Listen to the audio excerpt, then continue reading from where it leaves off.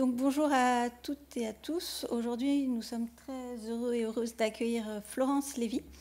Alors Florence Lévy est chercheuse postdoctorante au Collège de France actuellement. Elle travaille sur les parcours scolaires des migrants d'origine chinoise ou enfants de migrants d'origine chinoise, mais ce n'est pas du tout de ça dont elle va vous parler, enfin pas vraiment. Ses recherches portent toujours sur les questions de migration depuis la Chine et avec un intérêt pour la problématique du genre dans la plupart de ses travaux et les questions de care aussi, de travail de domesticité, de prostitution. Et donc aujourd'hui, elle va plutôt vous parler de parcours de vie liés à des questions familiales et à la question du divorce. Donc je lui laisse la parole.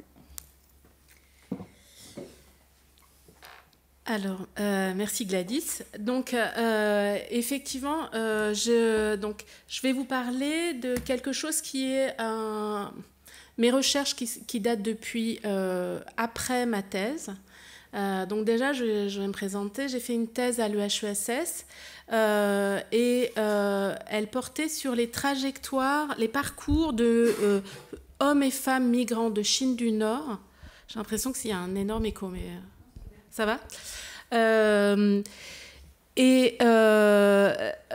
Hommes et femmes chinois de Chine du Nord qui venaient en France à partir de la fin des années 90 et que j'ai rencontrés en région parisienne. Et donc, je les ai suivis dans tout leur parcours de vie, tout ce qu'ils fréquentaient, tout ce qu'ils rencontraient en région parisienne. Et j'ai également été dans leur famille en Chine. Voilà. Et je me suis... donc, vous allez voir plutôt que d'improviser comme ça, vous allez voir au fil de la discussion, parce que je vais vous parler de ces mêmes personnes que j'ai étudiées et la question...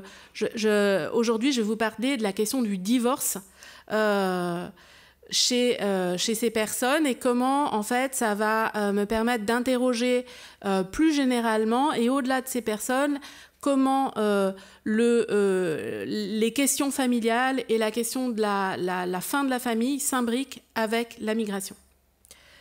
Voilà. Donc, j'ai fait une thèse que j'ai commencée en 2004, qui n'était pas subventionnée et qui a duré 10 ans. Depuis la fin de ma thèse, j'ai fait plusieurs post-doctorats de l'enseignement. Et voilà, je reste précaire de l'enseignement supérieur. Donc... je vais vous parler là de ce lien entre divorce et migration qui est quelque chose qui a été très très peu mis en avant dans les études sur la migration. Et en fait, toutes mes interrogations partent de mon terrain ethnographique parmi les migrants de Chine du Nord à Paris. Et aussi les relations qu'ils entretiennent avec leur famille en Chine. Donc c'est un terrain que j'ai fait entre 2004 et 2014. Voilà. Alors, en fait, mes recherches ont tout de suite mis en avant la question du genre parce que... à Paris, je rencontrais des hommes et des femmes migrants, mais je me suis rendu compte que les femmes étaient largement majoritaires et que 2 migrants sur 3 étaient des femmes. Que tous, les hommes comme les femmes, étaient des migrants seuls. Ça coïncidait bien avec les études sur la migration. Ça choquait les études sur la migration jusque dans les années 2000, mais à partir des années 2000, on a parlé de migrantes seules et on s'est intéressé aux différents aspects de leur vie, alors que jusque-là, on parlait surtout de migration qui était initiée par des hommes qui partaient en quelque sorte à l'aventure. Une fois qu'ils étaient un peu stabilisés, ils étaient rejoints par les femmes. Et donc, dépeignait les femmes migrantes comme des suiveuses. Des femmes qui venaient avec leur mari ou sinon qui venaient avec leur père. Voilà. Mais la question du divorce, elle apparaissait pas vraiment sur le terrain. Par contre, la question de la famille apparaissait immédiatement. Les hommes comme les femmes disaient avoir migré pour la famille. Et cette expression, en chinois on dit yangjia, ça revenait tout le temps sur mon terrain. J'ai oublié de vous dire quelque chose, c'est qu'en fait, au démarrage, j'ai fait des études de chinois, donc je suis beaucoup plus spécialisée sur la Chine. Je parle couramment le mandarin, et ça m'a beaucoup aidée pour mon terrain.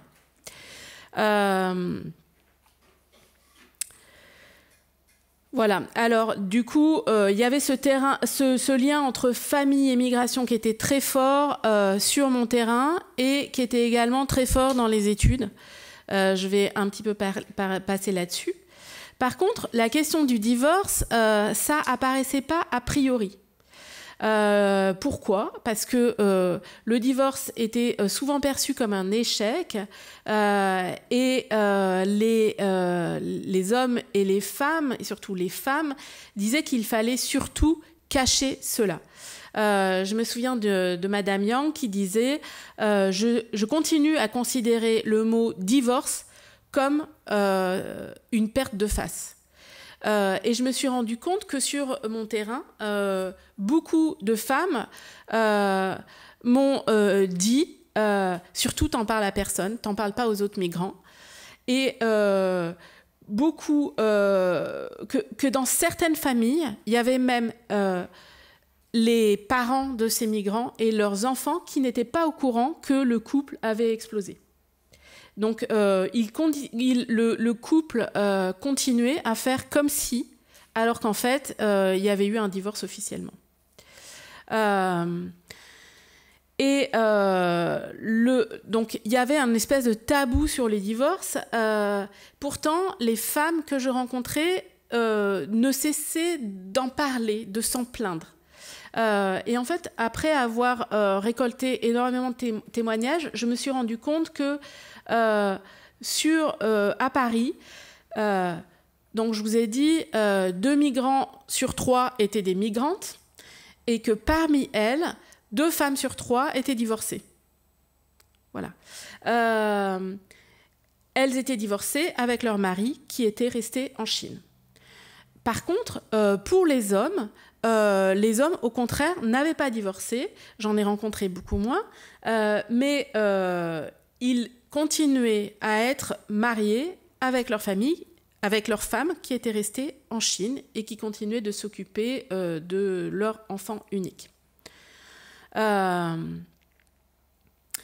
Et puis, au fur et à mesure du temps, et là, c'est là que une méthodologie sur le temps long importe, les paroles ont commencé à se libérer, et je me suis rendu compte que dans le récit, dans les manières d'envisager leur parcours, certaines personnes disaient, donc vous allez voir, des hommes et des femmes, disaient avoir migré à cause de leur divorce, certaines disaient avoir migré pour divorcer, certains pour ne pas divorcer, et encore d'autres qui disaient avoir migré pour rester en migration. Voilà. Et donc c'est toute cette complexité du lien entre divorce et migration que je vais explorer là. Donc rapidement, je vais vous présenter ma méthodologie, mon terrain. Je vais revenir sur le flux de migrants de Chine du Nord, qui est très spécifique dans les migrations chinoises en France. Et puis, après, on va aborder ce lien entre divorce et migration. Donc, alors, attendez. Je vais revenir sur mes approches théoriques. Donc, mon idée, c'est toujours d'aborder le terrain sans théorie préalable. Pour ne pas avoir à plaquer sur mon terrain des idées préconçues. et pour vraiment comprendre quelles sont les logiques des personnes que je rencontre, qu'est-ce qui fait sens à leurs yeux, et pour partir de ça. Voilà. Moi, c'est vraiment une des choses qui est très importante pour moi. Je ne vais pas avec des questions de recherche sur le terrain. Et mes questions de recherche découlent de ce qui fait sens pour les migrants. Donc, j'utilise une méthodologie compréhensive. J'utilise le temps long. Et j'essaye de réinsérer la période de la migration, qui n'est pas nécessairement une migration définitive, dans les parcours de vie qui ont commencé dans le pays d'origine. Donc, il ne s'agit pas de partir uniquement sur la France. C'est par là que je vais d'abord rencontrer les gens, mais je garde en tête que leur vie continue à se dérouler dans le pays d'origine et peut-être dans d'autres pays. Donc, j'utilise une perspective transnationale. C'est-à-dire que je garde en tête qu'il y a des choses qui se jouent dans un endroit où je ne suis pas, où ils ne sont pas, mais que ça continue à importer. Et comme le disait Gladys, j'utilise une perspective genre, donc j'essaye de voir comment se jouent donc en France ou au pays d'origine les rapports entre les hommes et les femmes et comment jouent les normes sociales genrées. Donc, sur mon terrain, donc en région parisienne, j'ai utilisé le temps long. J'ai fait des enquêtes de 2004 à 2014, ce qui m'a permis d'établir des relations de confiance très fortes. Il y a des gens avec qui je suis toujours en lien. Là, juste après le séminaire, je vais aller voir une femme que j'aime beaucoup et qui habite pas très loin de là. Voilà. Et ça permet d'avoir une qualité de parole qui est assez incroyable. Et ça permet aussi de voir que ces personnes, comme tout le monde, comme moi ou vous, on évolue. Et donc, à des moments, il va y avoir des discours qui ne sont pas concordants, qui peuvent même être contradictoires, mais parce que dans une autre période donnée, ils ont changé leur opinion. Et du coup, ça me permet d'introduire également la dimension temporelle pour suivre ces évolutions. L'évolution, c'est quelque chose de très important pour moi. Donc, c'est un terrain multisite en France. Voilà, donc j'ai fait des observations participantes. Alors, attendez. Sur le multisite en France et donc en Chine dans les familles, en France, j'ai suivi les migrants donc dans plusieurs scènes sociales, dans les dortoirs, au travail, chez leurs employeurs chinois ou français, dans les marchés aux puces, sur les lieux de prostitution, dans les trajectoires de récolte, parce qu'il y en a une partie qui sont chiffonniers, donc qui font les poubelles et qui revendent les objets qu'ils ont récupérés dans les poubelles de région parisienne sur les marchés aux puces. J'ai aussi beaucoup travaillé auprès des couples, et en particulier des couples franco-chinois, enfin les couples mixtes en général, parce que ce n'était pas toujours français. Je les ai accompagnés dans les hôpitaux, à la préfecture, dans les démarches à la banque, à l'école, dans les associations. Voilà. Donc, j'utilise le fait de parler couramment le mandarin pour créer des liens avec eux et également pour leur offrir des services en échange. Donc, dans l'observation participante, à des moments, j'ai été une enquêtrice quand ils comprenaient ce que c'était. À d'autres moments, j'ai été professeure de français, j'ai été traductrice, j'ai beaucoup traduit et fait de l'interprétariat pour mes interviewés. J'ai été aussi sollicitée en tant que conseil et j'ai été aussi amie. Je pense que le statut de la migrante que je connais depuis presque 20 ans, ce sera amie que je vais prendre là. Mais par contre, j'ai aussi eu des rôles assignés qui étaient assez surprenants, en particulier celui d'espion, qui est cette Française qui parle couramment le chinois et qui n'arrête pas de traîner avec des Chinois. J'ai aussi eu celui de représentante de la préfecture de police, ce qui était moins agréable à gérer, mais il faut aussi prendre en compte les différents rôles parce que j'interagis avec des gens, il faut que je comprenne comment ils me situent. Et j'ai été aussi éventuellement une femme à marier, pas à marier pour n'importe quoi, à marier pour avoir des papiers, parce que c'était tellement important pour eux. Voilà, donc j'ai travaillé avec des discussions informelles, avec plus d'une centaine de personnes. J'ai fait des entretiens aussi qualitatifs et des entretiens formels de type récit de vie en mandarin et des entretiens semi-directifs aussi. J'ai travaillé avec 82 migrants, 60 femmes, 22 hommes. Ça, c'est pour les entretiens enregistrés. Et il y a 17 personnes que j'ai suivies pendant ma thèse de 3 à 9 ans, mais vous allez voir, donc, mon amie là, je continue à la suivre. Voilà. L'idée étant de voir quelles sont les évolutions qui découlent de leur projet migratoire qui évolue sans arrêt. Alors, je vais vous parler donc des migrants de Chine du Nord qui sont en France en situation minoritaire dans les réseaux sinophones parisiens. Et là, je vous ai mis une carte pour vous montrer l'absurdité de parler de Chine du Nord, puisque ça descend jusqu'à la Chine du Sud. Mais c'est le terme que les migrants utilisent en région parisienne. Nous, les Français, on aurait plutôt tendance à utiliser un autre terme qui vient de Chine, qui s'appelle Dongbei, qui désigne 3 provinces, les 3 provinces plus haut, là, mais qui ne représentent pas du tout l'ensemble des migrants que j'ai rencontrés. Et pourquoi il s'appelle Chinois du Nord? En fait, c'est une appellation qui vient de France et qui permet de se distinguer des Chinois du Sud, qui, eux, sont situés dans la région qui est ici. Et ces Chinois du Sud, ils sont majoritaires en France. Et donc, en fait, ça se passe pas tout à fait bien dans les réseaux sinophones en France et en Île-de-France. Et les migrants de Chine du Nord sont plutôt enfin, ils sont intégrés dans les réseaux, mais ils sont intégrés dans les strates les plus basses. Et c'est plutôt conflictuel. Et c'est tellement conflictuel que finalement, eux, ils utilisent un terme, donc il s'appelle Beifangren, c'est-à-dire les gens de Chine du Nord. Voilà.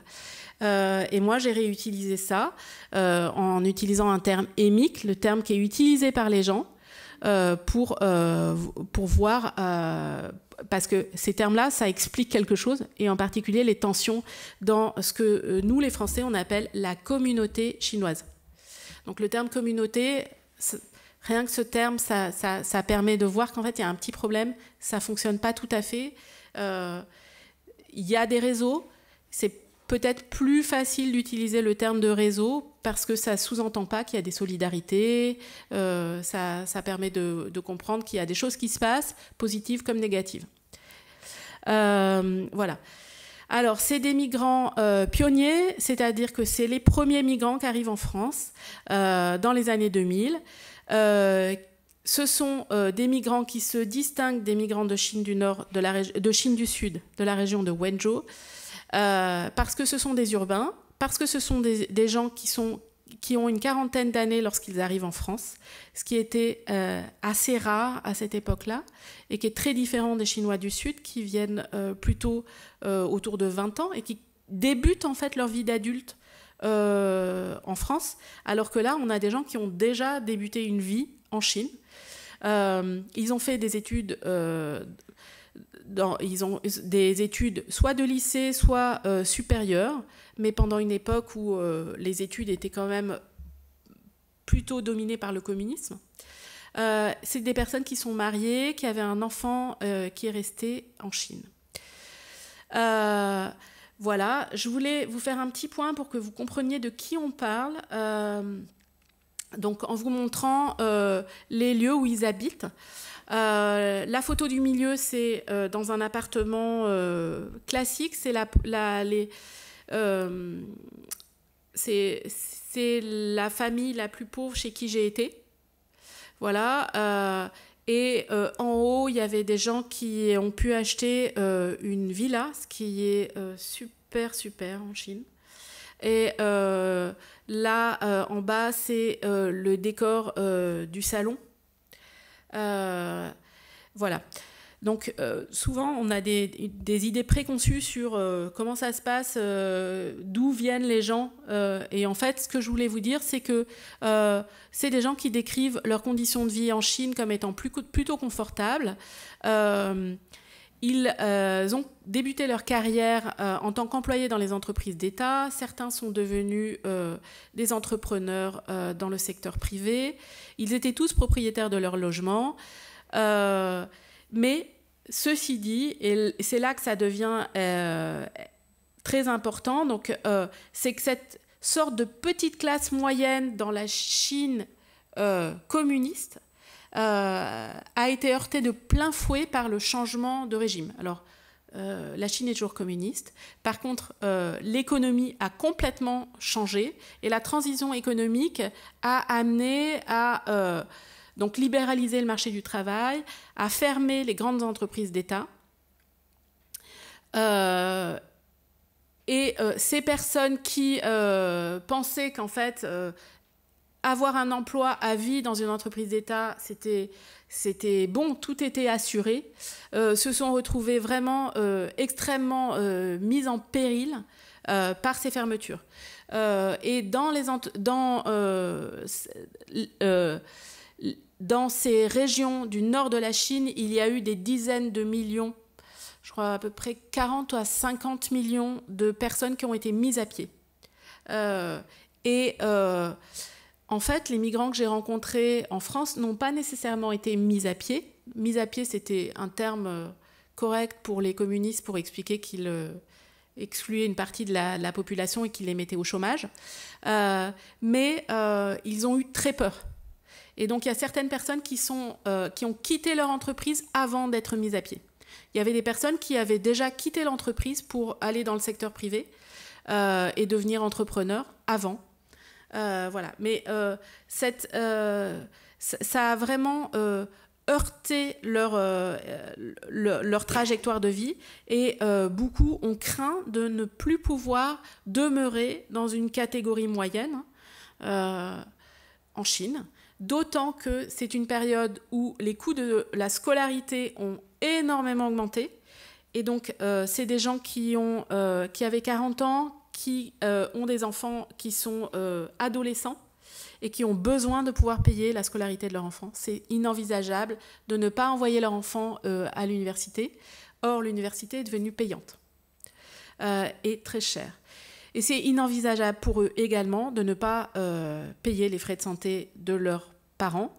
Or, la santé est devenue extrêmement chère à ce moment-là. Donc, leur objectif, c'était de partir seul à l'étranger pour travailler et rentrer en Chine au bout de 3 à 5 ans. L'idée, c'était, OK, en France, le SMIC, le salaire moyen, c'est à peu près 1 000 euros. 1 000 euros, ça fait 10 000 yuan. 10 000 yuan, ça fait à peu près le salaire d'un an pour un employé. Donc, je vais rester 3 à 5 ans, je rentrerai et tout ira bien. Alors, en France, déjà, en fait, le déclassement va continuer. Ces gens vont adopter des vies à la marge. Alors, pourquoi ? D'abord, pour une question institutionnelle, ce sont des migrants qui sont venus avec des visas courts et qui demeurent en France, donc sans titre de séjour. Ils deviennent des sans-papiers. Sans-papiers, ça veut dire qu'ils n'ont pas le droit de travailler. Et donc, ils vont quand même travailler parce qu'ils en ont besoin. Là, vous voyez, il y a un monsieur qui est en train de prendre une annonce de travail. Donc ça, c'est à Belleville. Il y a des endroits où on peut mettre des annonces. Maintenant, il y en a plein qui sont sur Internet. Donc, il va travailler, mais sans avoir le droit. Ça veut dire qu'il va accepter un salaire qui est beaucoup moins élevé que celui qui est réglementé par la loi, qu'il va accepter des conditions de travail, des horaires beaucoup plus longs. Voilà, et qu'il pourra être licencié pour n'importe quelle raison et du jour au lendemain, même de l'heure à l'autre. Sans papier, ça veut dire aussi qu'on risque d'être arrêté par la police française dans la rue ou sur son lieu de travail et être expulsé. Ça veut dire que les gens que j'ai rencontrés sont dans une peur constante de la police, mais aussi leur vie se déroule dans une temporalité très brève. En fait, on ne sait pas tout ça peut s'arrêter dans la minute. Donc, c'est une vie temporaire. Une vie temporaire, ça veut dire qu'on ne prend pas le temps d'apprendre le français, par exemple. Ça, c'est exclu. Ça ne peut pas se faire. Apprendre le français, ça implique être dans un temps plus long. Donc, c'est des gens qui ne parlent pas le français et du coup, ils ne sont pas tout seuls. Ils viennent seuls, mais ils vivent dans des réseaux. Et ces réseaux, c'est des réseaux sinophones. Donc, c'est les réseaux où on parle chinois. Donc, ils vont être en relation avec les autres Chinois en France, mais en situation minoritaire. Ce sont des personnes qui sont parties seules, un petit peu sur un coup de tête, et qui ne connaissaient personne en France. Donc, ils se retrouvent sans soutien. Ils vont être en relation avec d'autres personnes, ils vont créer des liens, mais ils n'ont pas des personnes qui peuvent les aider. Donc, on n'est pas du tout dans les imaginaires de solidarité qu'on a sur la communauté chinoise.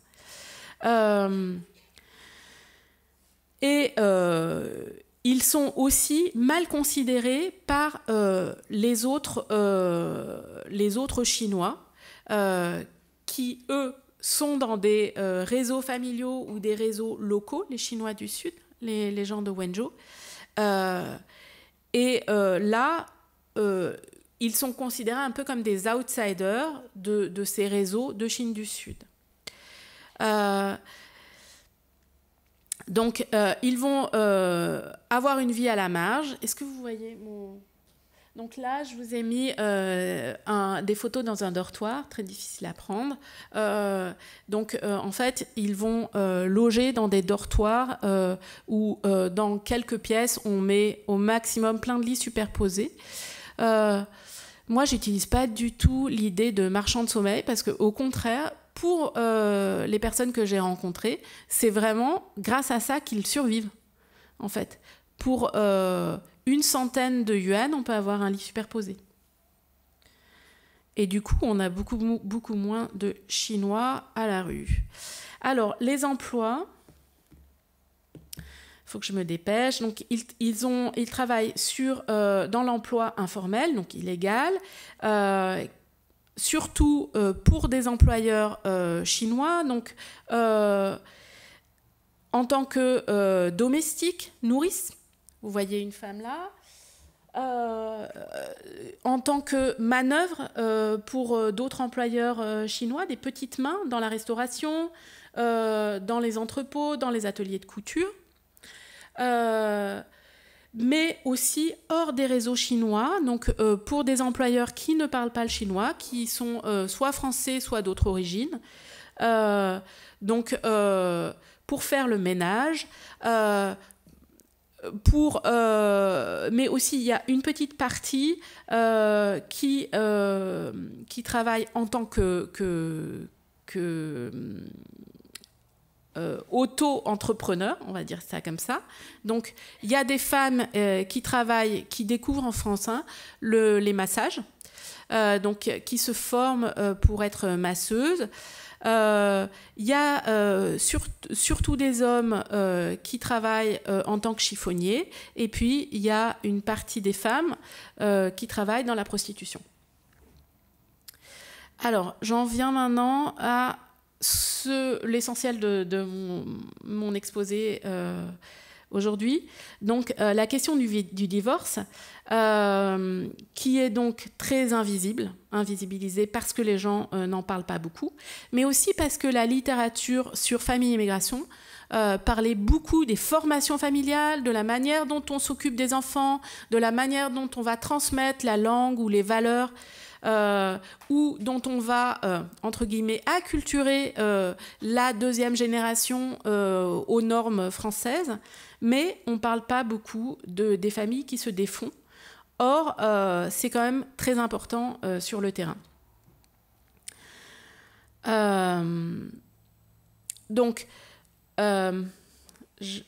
Les migrants parlent très souvent de la famille, mais j'ai découvert qu'ils ne se référaient pas à la même idée de la famille en fonction de leur genre, les hommes et les femmes, et en fonction de leur statut matrimonial, si on est divorcé ou si on est toujours marié.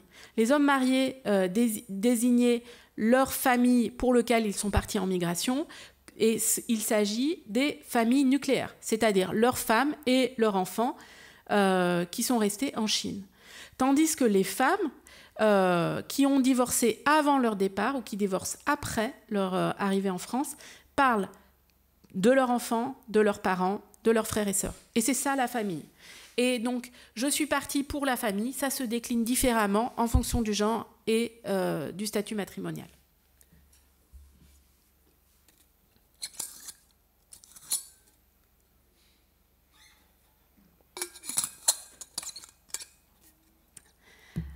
Alors, je me suis rendu compte que beaucoup de femmes parlaient beaucoup de leur divorce, donc pas les hommes,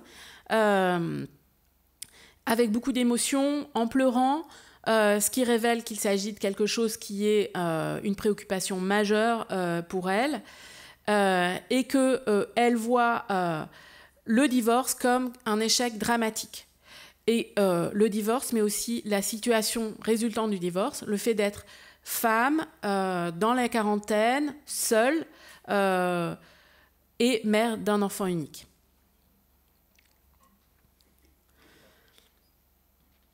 Ces femmes considèrent qu'il est difficile de se remarier à plus de 40 ans, et donc de re-rentrer dans la norme qui est d'être une femme en couple. Et c'est dans cette perspective-là qu'elles expliquent qu'elles sont parties à cause du divorce. Donc, le premier tiré là, c'est la migration comme une conséquence du divorce. La plupart des femmes interviewées mettent en avant la relation causale entre les divorces et leur décision de migrer. Et d'ailleurs, en fait, on voit que le temps court entre la prononciation, on dit ça, du divorce, le prononcé du divorce, et le départ à l'étranger de quelques mois, ça confirme ce lien. Donc pour elle, la migration a été imaginée comme un moyen d'alléger, de s'alléger des difficultés matérielles et symboliques après leur divorce. Ça se décline de plusieurs manières, ces difficultés. D'abord, une préoccupation économique. Elles ne peuvent plus compter sur le revenu de leur mari, elles n'ont plus qu'un seul salaire. Du coup, chute du niveau de vie après le divorce dans ces familles monoparentales, ce qui existe également en France. Par exemple, Madame Zhang, qui avait un niveau de vie confortable en tant qu'entrepreneur à Qingdao, s'est sentie vraiment appauvrie. Elle explique, à ce moment-là, je terminais le mois avec rien du tout. J'avais absolument rien de côté. Je n'aurais jamais imaginé que je pouvais me retrouver dans cette situation un jour. Et effectivement, leur entreprise familiale qu'elle dirigeait avec son mari a dû fermer suite au divorce et elle a dû ravaler sa fierté et aller se faire réembaucher dans l'entreprise qu'elle avait quittée 10 ans avant, l'entreprise d'État, en tant que simple ouvrière. Beaucoup de migrantes parlent de l'impact du divorce sur leur trajectoire professionnelle. Un deuxième niveau, c'est une anxiété maternelle pour leur enfant unique. Avec l'augmentation du coût de l'éducation et de la santé, elles ont peur que ce soit difficile d'envoyer cet enfant faire des études. Or, comme ce sont elles qui se sont battues pour avoir la garde de l'enfant, ce serait vraiment dur que le divorce impacte la trajectoire de l'enfant. Par exemple, Madame Hu, qui travaille comme prostituée à Paris, dit qu'elle envoie en moyenne 2000 € par an en Chine pour couvrir les frais d'université de sa fille. Et elle dit que c'est sa plus grande réussite. Donc, malgré le fait qu'elle devienne prostituée, ce qui n'était pas du tout ce qu'elle avait envisagé, au moins, elle peut envoyer sa fille à l'université et donc qu'elle est contente pour ça. Il y a un troisième niveau, c'est la question de l'image sociale. Je vous ai dit que ces femmes considéraient qu'elles auraient des difficultés pour se remarier et en fait, elles se sentent stigmatisées en tant que femmes divorcées d'âge moyen en Chine. En fait, dans les années 90, c'était assez nouveau, 90-2000, de divorcer. Il y a une loi depuis 1949, donc la création de la République populaire de Chine, qui permet le divorce en Chine, mais en fait, en pratique, c'était quasiment impossible. Et il a fallu qu'il y ait des réformes en 1995 pour rendre accessible à la population cette possibilité de divorcer. Donc, Madame Hong, une femme chinoise que j'ai rencontrée à Paris, m'explique que elle qui a divorcé très tôt, elle m'explique que elle est devenue une célébrité dans son entreprise. Elle travaillait dans une banque et elle se souvient qu'à tout moment de la journée, il y avait des gens qui débarquaient dans son bureau, qui ouvraient la porte et qui la regardaient, qui regardaient la femme divorcée. Donc, en fait, quelqu'un qui a violé les normes sociales dominantes et qui a demandé le divorce. Donc, on voit que ces femmes sont vraiment elles ont franchi les frontières de genre dans leur groupe social en Chine en demandant le divorce. Et elles estiment que elles vont avoir des difficultés dans leur travail, dans leur vie sociale, que ça va également avoir un impact pour leurs parents que d'avoir une fille divorcée, pour leurs enfants que d'avoir une mère divorcée. Et c'est pour la première fois dans leur vie qu'elles sont confrontées à des formes de désaffiliation sociale, c'est-à-dire qu'elles sont à l'écart des normes sociales dominantes, qu'elles se retrouvent donc à la marge de la société. Et la migration leur a été pour elles un moyen de fuir, de s'éloigner, de prendre de la distance par rapport à cette stigmatisation. Un moyen également économique de gagner de l'argent pour faire face aux besoins de cette nouvelle famille monoparentale et de résister à une chute de leur niveau de vie, en tout cas du niveau de vie de leur famille, c'est-à-dire de leurs enfants, de leurs parents en Chine.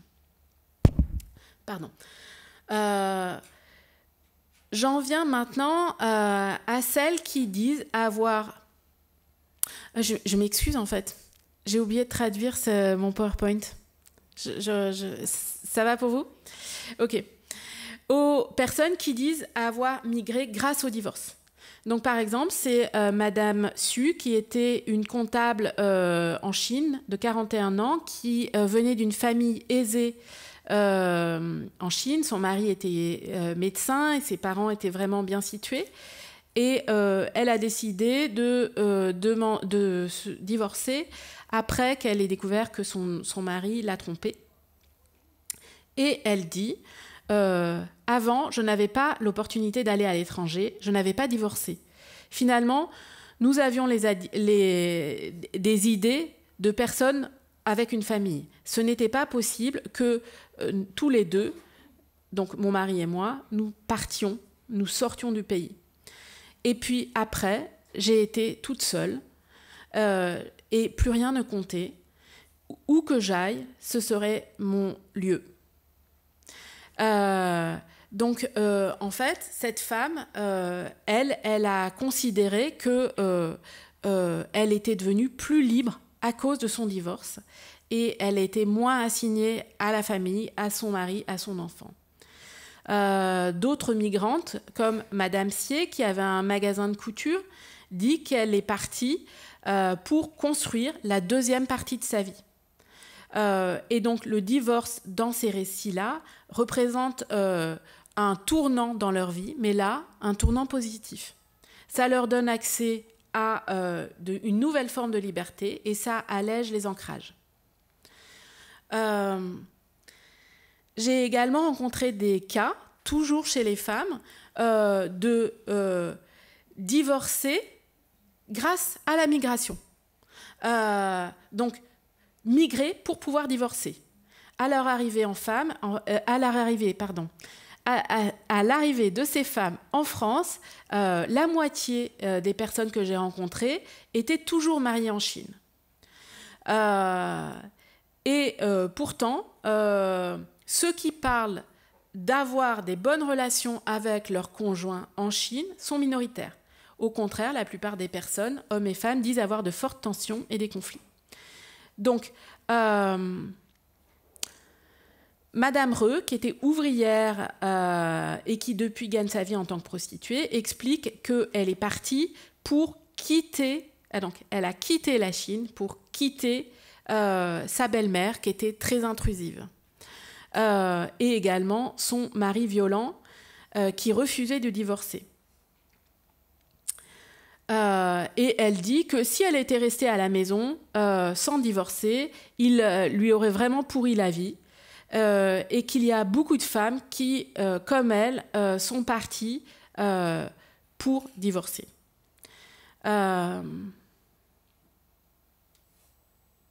Donc, elle explique que la vie ne pouvait pas continuer comme ça et qu'elle a décidé de partir de Chine pour s'échapper de cette famille, pour s'enfuir de ce mariage et de tous les problèmes. Donc on voit la migration est utilisée comme une distance géographique pour se protéger de la famille, des époux, et pour forcer le mari d'accepter le divorce. D'ailleurs, cette femme, elle a accepté de payer, je crois que c'était 10 000 yuan, son mari pour qu'il accepte de divorcer. Et comme en Chine, on a la possibilité de divorcer par le consulat, de divorcer à distance. Donc la demande de divorce se fait avec un conjoint en Chine, un conjoint en France. Ça fait vraiment écho à tout un tas d'études, et notamment de Nicole Constable ou de Urbanska, qui montrent que la migration est un moyen pour les personnes vulnérables, et en particulier les femmes, mais également, par exemple, les personnes qui appartiennent à des minorités sexuelles, de résister les genres oppressifs dans leur propre pays. J'en viens maintenant à quelque chose qui était le point aveugle de ma recherche. Je vais un peu déborder. Qui est la migration pour éviter le divorce. Alors, en fait, la question c'était, ok, bon, ça, je parle que des femmes, mais qu'est-ce que je fais du cas des hommes qui parlent peu de leur famille et qui, apparemment, n'ont rien à voir avec la question du divorce.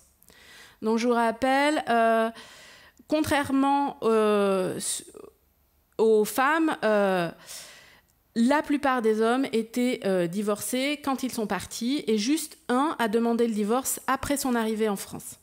Ils ne parlent jamais spontanément de la question du divorce et au contraire, ils mettent toujours en avant le fait d'avoir quitté la Chine pour la famille, pour supporter la famille, pour Yangtia, pour envoyer de l'argent en Chine. Et en fait, c'est un cas qui m'a permis de réenvisager tout ça. Alors, un instant, je vais vous parler de Monsieur Guo.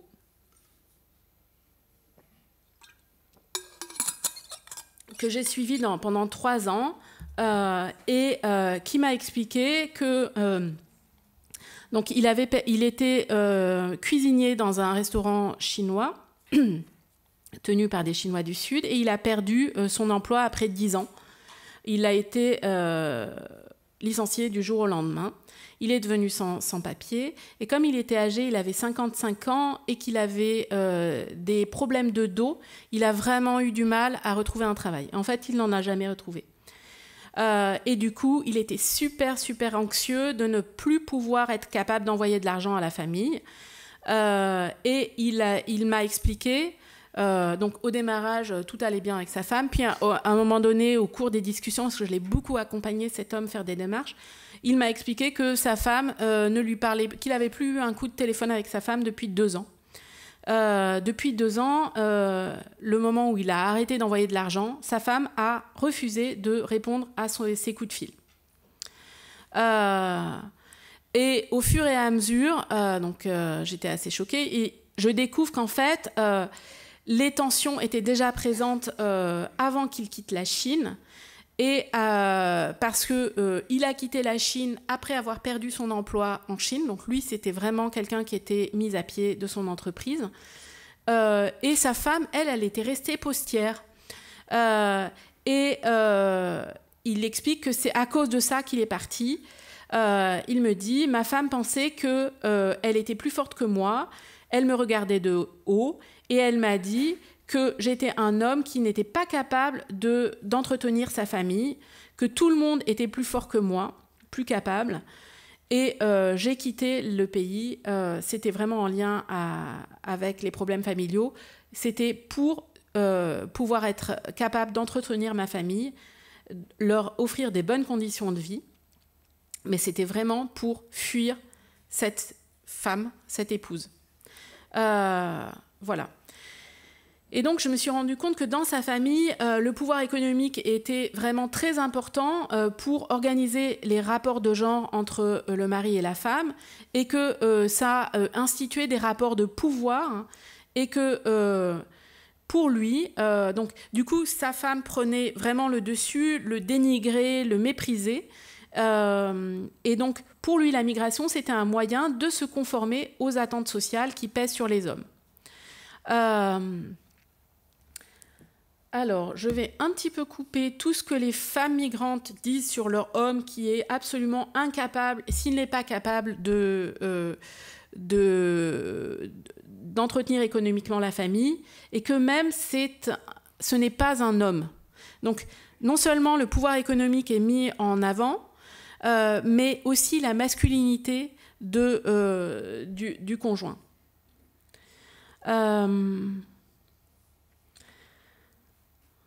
Voilà, et donc je me suis rendu compte que si beaucoup d'hommes ne parlaient pas du divorce, en fait, le divorce sous-tendait leur désir de partir en migration, et que ça leur permettait, en envoyant de l'argent en Chine, de rester, de maintenir le couple. Voilà. Et d'être, du coup, les seuls pourvoyeurs économiques de la famille, et de préserver à la fois leur rôle dans la famille, mais aussi leur légitimité. Et ça leur permettait également d'être plus forts. Et par exemple, un des hommes que j'ai interviewé, qui disait que finalement, sa femme, grâce à l'argent qu'il envoyait en Chine, avait pu quitter son emploi et devenir femme au foyer, grâce à lui.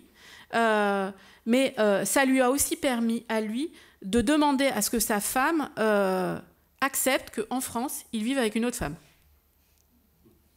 Mais le temps de la migration. Donc, ensuite, dernier point, c'est le divorcer pour la migration, c'est-à-dire pour sécuriser le séjour en migration. Donc, ce que j'ai remarqué, c'est qu'après quelques mois, quelques années en France,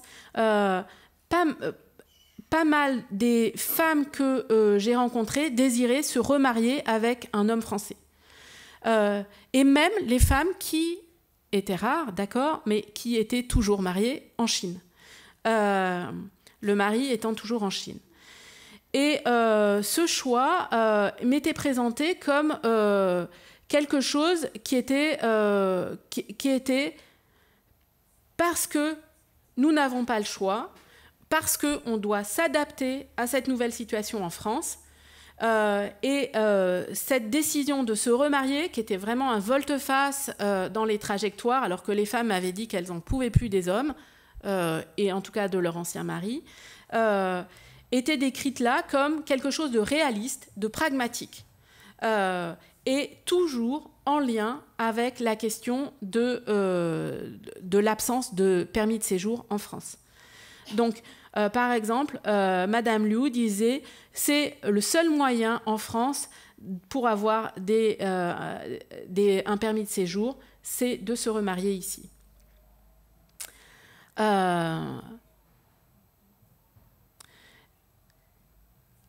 Madame Chu, en revenant du mariage d'une de ses amies, on était toutes les deux dans le métro, m'a expliqué qu'elle était vraiment dégoûtée. J'ai été stupide, j'aurais dû me marier avec un vieux dès que je suis arrivée en France et avoir des papiers. Donc c'est un mariage avec des Français. Hein. Mais je ne pensais pas à ça à cette époque-là. Au moins, ma copine, là, elle va pouvoir sortir dans la rue sans avoir peur, alors que moi, je ne peux pas sortir. Quand elle aura des papiers, elle pourra avoir un job légal. Elle va pouvoir envoyer de l'argent à la maison. Tu vois, ces documents, c'est vraiment super important. Sans ces papiers, on ne peut rien faire. Donc, en fait, pour elle, le mariage va ouvrir de nouvelles perspectives économiques, mais également de pouvoir s'inscrire dans un temps plus long, hein, je vous ai dit, apprendre le français. Par exemple, aussi demander la réunification des enfants qui sont en Chine. Voilà, il y a tout un tas de possibilités qui s'ouvrent avec le mariage, et ces possibilités, elles sont en lien avec la migration. Donc, c'est pour sécuriser la migration en France que les gens vont demander de se marier.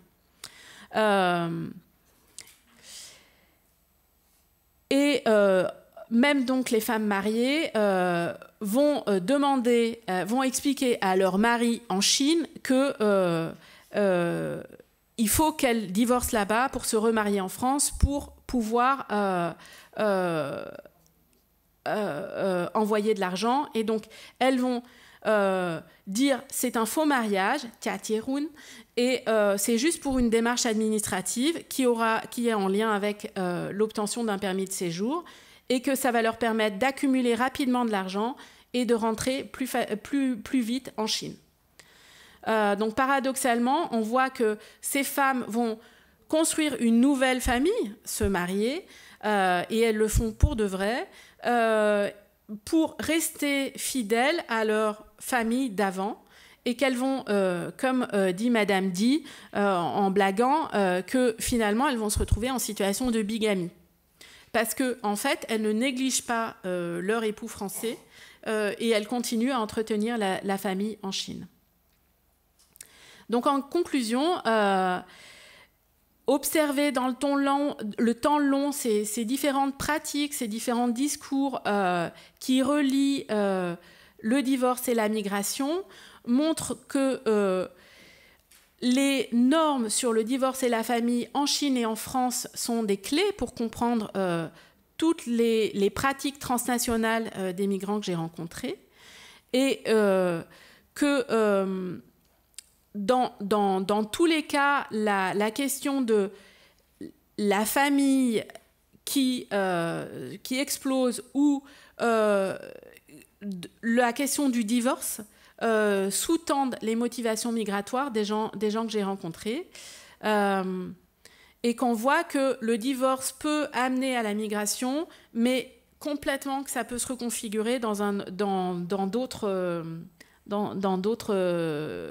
complètement, ça peut être l'inverse, et que le sens donné à cette corrélation peut varier, ça peut être négatif comme positif, ça peut ouvrir des chances.